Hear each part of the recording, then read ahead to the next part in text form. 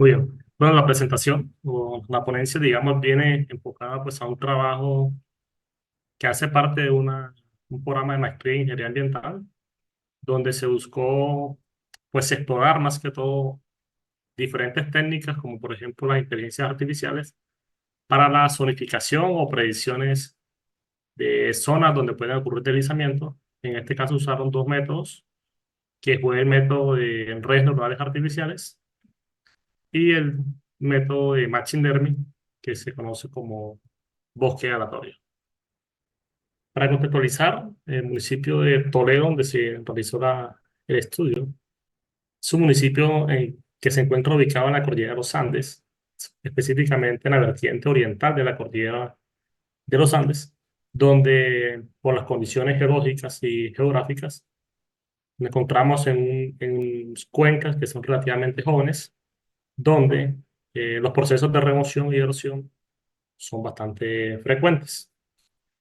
El municipio de Toledo se caracteriza porque es donde se encuentran dos de los más grandes deslizamientos que hay en Colombia.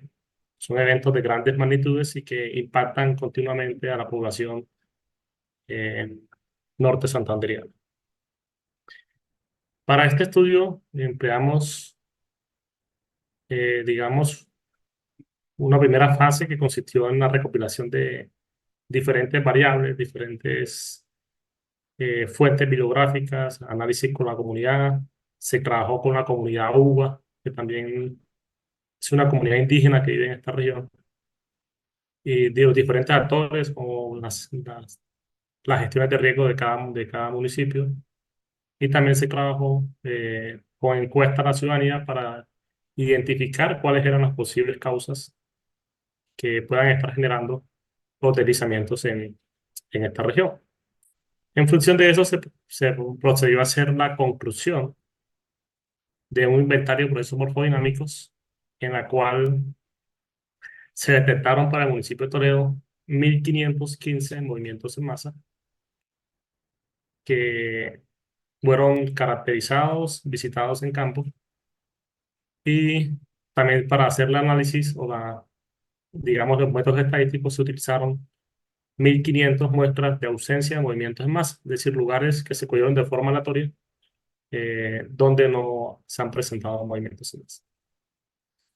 Una vez tenemos este set de datos, procedimos a identificar cuáles eran esas variables predictoras que estén asociadas para la zonificación de los movimientos en masa. Dentro de estas variables contamos con pendiente, de la geología, la geomorfología, el uso que se está dando del suelo, la cobertura vegetal presente de ellos y otras variables morfométricas que están asociadas. Una vez identificamos cuáles variables íbamos a usar, procedimos a hacer un análisis estadístico de estas variables y realizar la programación de los modelos de aprendizaje automático, donde se empleó un método de validación cruzada, donde se emplearon el 70% de datos para entrenamiento y un 30% de datos se empleó para hacer la validación y el testeo. Y por último, debemos de los análisis. Dentro de las variables iniciales, como estas variables se encuentran en diferentes unidades, se procedió a hacer una estandarización mediante el método de Z-score, donde se busca que los valores se encuentren en la misma escala. Este método se aplica restando cada uno de los valores obtenidos entre la media dividido por la desviación estándar. Dentro de las variables predictoras que se analizaron inicialmente, de acuerdo pues con el análisis de la población, tenemos las unidades geológicas de superficie, la variable geomorfología, la variable de uso del suelo, la variable cobertura vegetal. Y de ellas se derivaron, digamos, de un modelo digital de elevación que se tiene de la zona, se derivaron variables morfométricas, como es el caso de la pendiente, la dirección de las laderas, la curvatura del perfil longitudinal, el factor de erosión y el índice de humedad topográfica. Uno de los problemas que se pueden emplear o que se pueden identificar cuando se emplean clasificadores, como el caso de si quiere hacer predicciones, es evitar la multicolinaridad, es decir, que no tengamos variables que estén altamente que no sean colineales o que tengan una alta dependencia. Para identificar dentro de las variables iniciales cuáles presentaban alta colinealidad, se empleó un método de análisis de componentes principales, donde se identificó que el uso del suelo y la cobertura están altamente relacionadas, y cuando se aplicó la matriz de correlación de Pearson, se identificó que la pendiente con el índice topográfico de humedad se encuentran una alta correlación. Entonces se procedió a, a generar un índice estadístico entre ellos, como es el caso de la cobertura y uso del suelo. Se aplicó una técnica que se llama LSI, y para unificar la cobertura con la pendiente se aplicó, digamos, la creación de una variable sintética a partir de las dos primeras componentes del análisis de componentes principales. Finalmente se tomaron 8 variables. La primera, que va a corresponder a las unidades geológicas; la segunda, geomorfología; la tercera, el módulo digital de elevación; la dirección, la curvatura, el factor de erosión, y las dos variables sintéticas que se encuentran es LSI y el de PCA. Cuando se realizó el factor de influencia de la variancia para determinar la multicolonialidad, se habla de que una variable tiene alta colonialidad cuando tiene valores superiores a 10. En este caso, ninguna de las variables superó un BIF superior a 5. Es decir, que todas las variables son totalmente independientes y que no tienen colonialidad. Dentro de los resultados, digamos, más importantes, cuando se aplicó el método de Random Forest, que fue el primer método de árbol de decisión, se identificó que la variable 1, que corresponde a las unidades geológicas superficiales, tenía una importancia en la clasificación del 49%, lo cual, digamos, está muy relacionado con,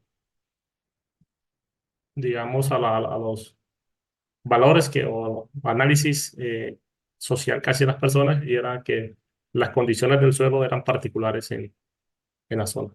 Aunque este método, a pesar que tuvo unos buenos rendimientos, es muy evidente en el resultado final que la variable UGS presenta un sesgo, digamos, bastante importante, porque prácticamente el 50% casi de la clasificación está basada en esta variable, y los demás factores no tienen tanta importancia al momento de clasificar. Entonces, se evidenció que existen sesgos, se movieron los hiperparámetros digamos, del método de Random Forest, pero Random Forest, al obedecer a un método de Machine Learning, eh, suele generar ese tipo digamos, de sesgo cuando las variables tienen alta correlación. La segunda variable que presentó mayor importancia fue la pendiente. De tercero nos encontramos lo que es la cobertura del suelo. Y por último, lo que corresponde a las formas de las laderas. Posteriormente, después de haber aplicado, pues, el Random Forest, se realizó este análisis ya aplicando un método de Deep Learning, donde se establecieron 8 capas de entrada.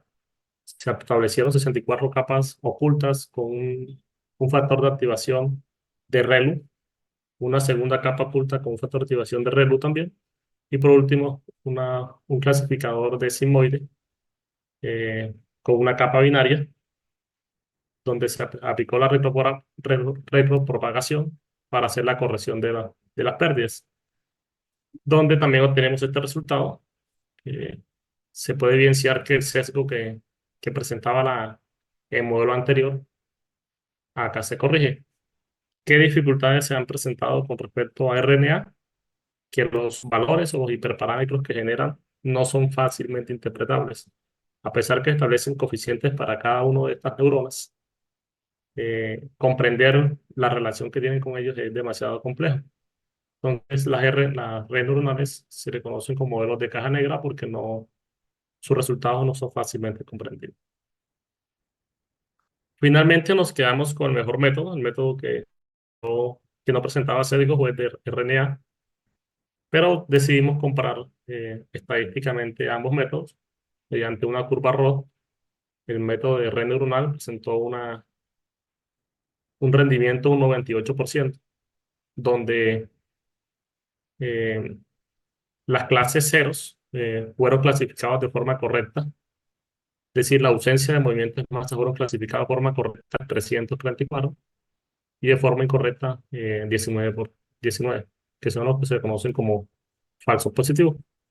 Y la clase de presencia de movimientos en masa fueron clasificados de forma correcta 317 y de forma incorrecta 31 casos de movimiento en masa. Pero, Estimado licenciado Janer, tenemos 2 minutos para terminar, por favor. ok, listo. Bueno, entonces para finalizar, concluimos de que las redes neuronales y los modelos de voz aleatorios han mostrado unos rendimientos bastante sobresalientes, donde el caso de las redes neuronales alcanzaron un área bajo la curva de un 90%, de un 98%, y presentaron una eficiencia de un 93 y un 90% para clasificar las zonas estables e inestables respectivamente. En cambio, en Random Forest se presentó incluso un mejor rendimiento con una curva ROT o una AUC de un 99% y con una predicción del 95 y 96% para clasificar tanto las zonas estables como inestables. Pero es muy evidente que este modelo se encuentra sesgado basado en esta variable.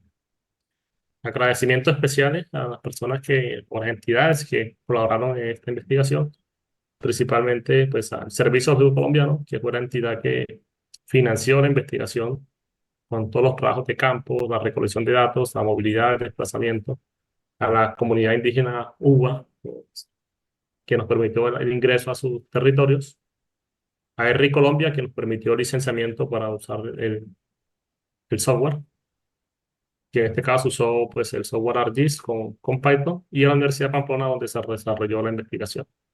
Muchas gracias.